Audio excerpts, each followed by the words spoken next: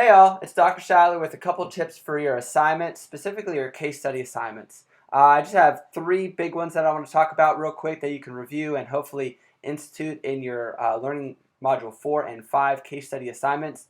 First and foremost, make sure that you're answering the questions on the assignment, not just what's in the textbook.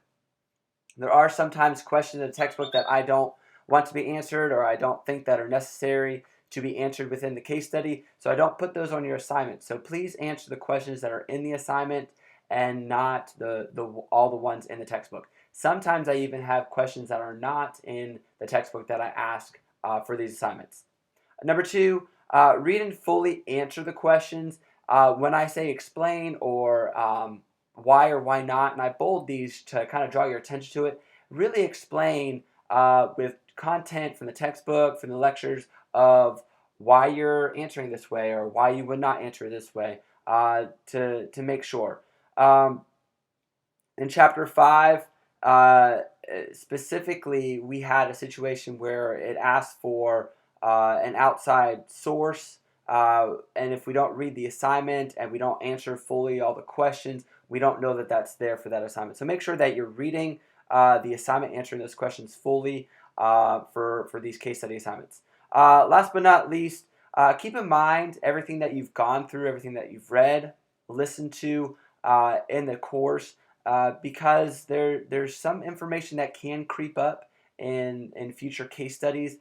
For example, when we're looking at the case study for chapter 4, specifically Diego in this situation where he gets hit in the head when he's wrestling, he has a laceration. They describe the laceration, but what we didn't look at is that he could possibly also have a head injury.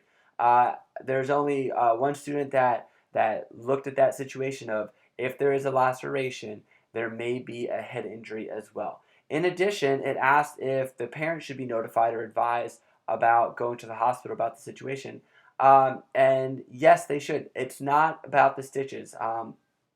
Sometimes we get focused on what's happening in the scenario and we forget what we went through before. Remember, Diego was a minor, and all minors need to have parental tell their parents about what is going on.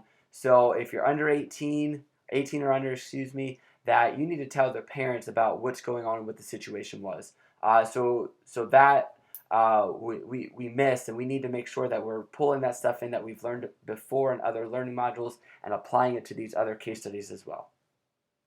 Lastly, just as an overall arching idea, be as specific as possible when you're answering the questions, using correct terminology, correct concepts. For example, if we're talking about a laceration for Diego, don't say cut in your answer, say laceration or an abrasion or whatever the injury is. Make sure you're starting to use those terms that we use in healthcare and in the programs, so that we are able to use those in conversation with other individuals. So that's all I have for now. Hopefully you all had a great week. This is almost to the end of Learning Module 3, so we're over halfway done with the course. As always, if you have any questions or concerns, please let me know. If not, y'all have a great weekend.